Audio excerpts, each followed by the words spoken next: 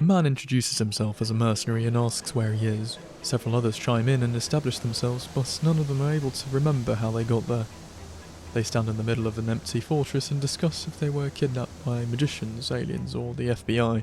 All of a sudden, however, a midget appears mid-air and tells them to get ready for a fight, as a master has arrived. The midget introduces herself as Yusel, their manager. The mercenary draws his sword and begins to threaten Yusel, demanding her to return them from whence they came. He does the classic sperm eye, but Yusel simply lets out a sigh. Moments later, his cranium gets yeeted off, not that he was using it anyways, and his death is announced as suicide. Putin gives him a pretty smile and tells him that anyone who lays a finger on her will be committed to suicide. As the others scream in shock and horror, a sudden alert pops up that a hero party is being formed. Yusel announces that the rift is opening as several other people are placed into the newly formed party. As she gives them a little bit of friendly encouragement, the man named Han steps up, speaking about a tower, and for the master to summon them weapons. The others stare in confusion as the man continues waffling like it's some cheap gacha game, only for him to reply that they should prepare themselves for the battle. The Avengers assemble and cautiously walk into the gate, only for a death message to appear within seconds of entry, followed by the rest of the squad.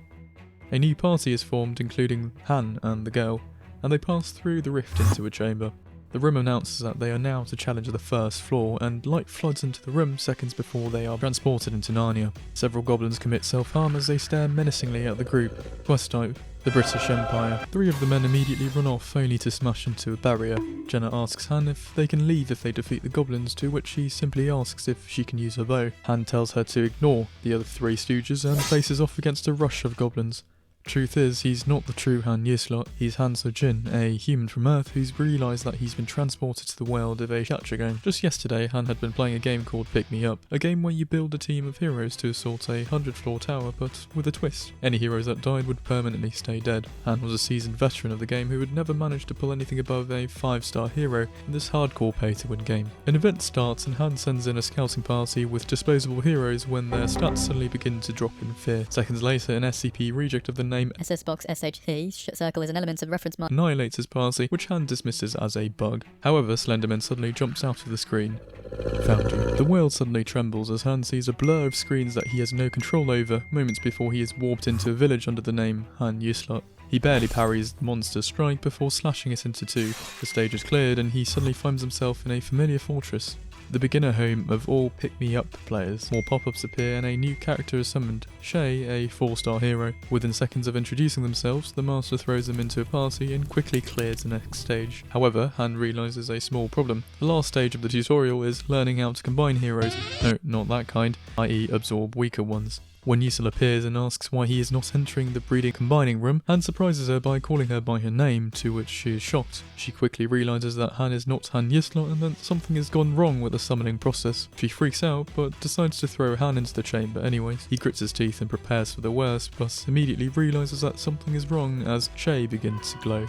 She gives him a faint smile before disappearing, telling him that she'll leave things in his hands. Back in the present, one of the stooges die while Jenna and Han manage to fight off the attacking goblins. Knowing that only a stupid master or a slip of the finger could have allowed him to survive, Han fights back like a demon and bashes goblins to death as he swears revenge on the black monster which likely brought him here. Jenna rushes over and asks if Han is alright as his arm rolls around on the floor, to which he replies that everything will be healed when they return to their base. He peers into the sky as he feels the presence of their master, another player from Earth playing what they believe to be a mobile game. Han had also been a player before being teleported here, Loki, ranked 5th in the world. Realising that he has genuinely been transported into a crappy pay-to-win game as a 1-star hero that's generally useless, he trains constantly to avoid being combined or killed. Jenna appears and she asks why he's training and monologues for a bit before asking Han if he knows how to survive this world. Noting her keen adaptability and natural combat sense in their first fight, Han decides to accept her proposal and to share a firm handshake. Han calls for Yusel and asks her a few questions, verbally abusing her for a bit before explaining to Jenna the situation that they are currently in. A few days later, the master reconnects to the game and summons several more heroes. Han and Jenna arm the newcomers as they are immediately thrown into a new rift. Have fun. Floor 2. Several wolves rush towards Han and he immediately shish kebabs the dog, blocking the next with a shield and soon sending his friend after him. Splattered with blood, he wails around to see Jenna creating cacti from goblins. The Fantastic Five are summoned back, and after the master logs out, the new members begin accosting Jenna as to why they are there. Jenna asks Han why he isn't telling them off for anything, but Han simply replies that they will disappear soon anyways. When one of the men comes shouting aggressively at Han, he tells him to f**k off, but the man grabs his shirt menacingly. Does this guy have the IQ of a maggot? You just saw him...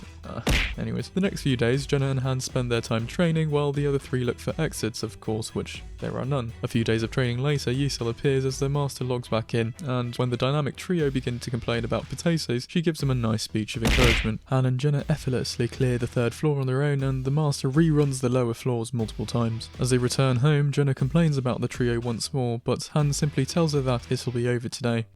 Jenna and one of the side characters are summoned into the maze synthesizing room, and the man shouts that he's done nothing wrong, but Han scoffs at him, saying that he should keep telling himself that. Jenna exits the synthesis room with a new skill, and Han follows suit.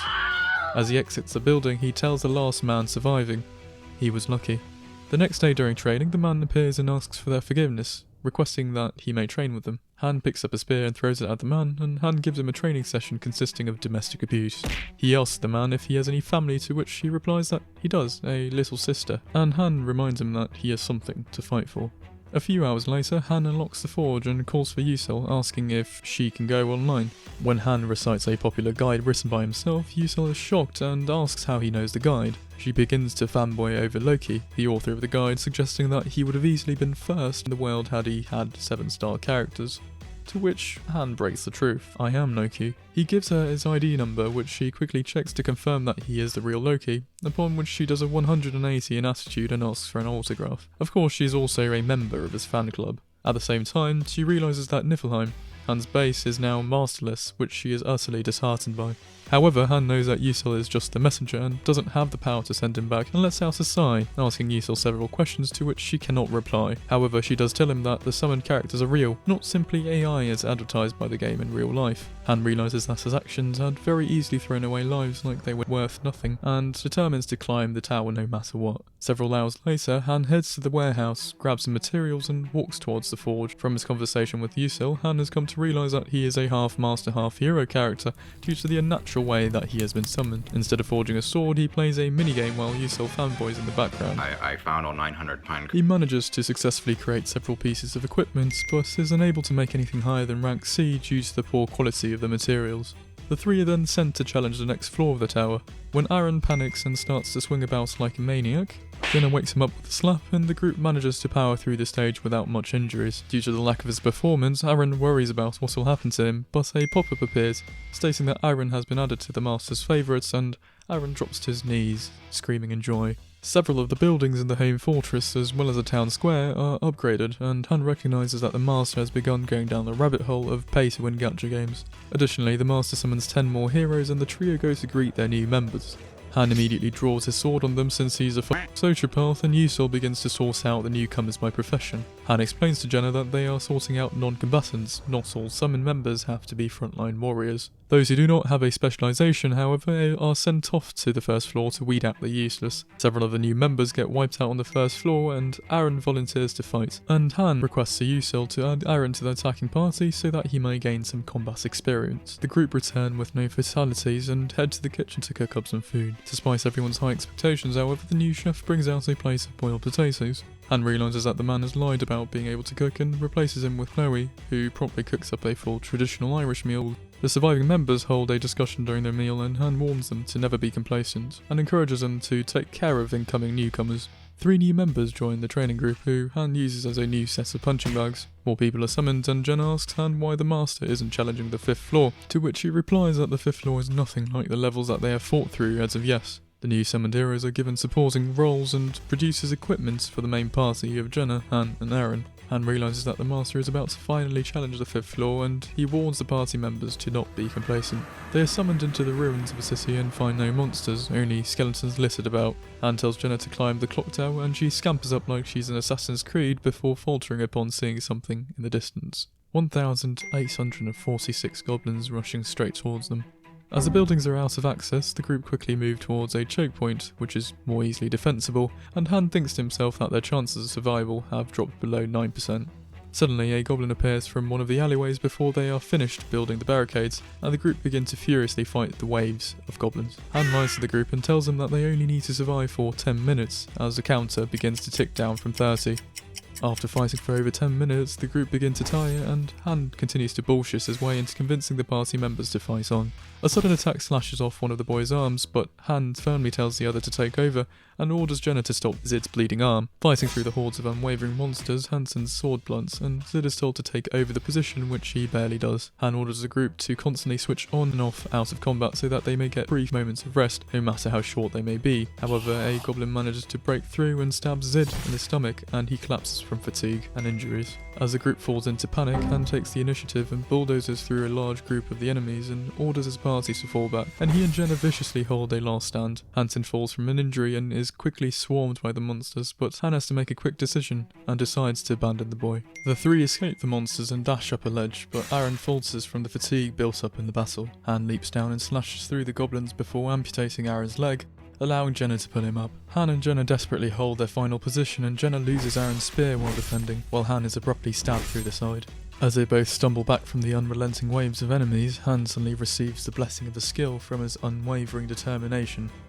Berserk. He fights like a demon, but is about to be completely overwhelmed when the clock strikes 0 and the group are walked back home. Stage cleared. Jenna collapses and begins to laugh, cry, and the three return through the rift. They are cheerily greeted by one of the boys, who is shocked to learn that both Zid and Hansen have died in the fight. Meanwhile, in a land far away, two figures stand staring into the distance as the night wind howls in the darkness. The hooded figure asks the armoured Nice if she is really going, to which Cyrus, the Nice, replies that she must. She must search for their missing master. Looks great, feels great, reads great. Chapters 1 through 12 of Pick Me Up feels very promising. A- with high potential for growth in the future here.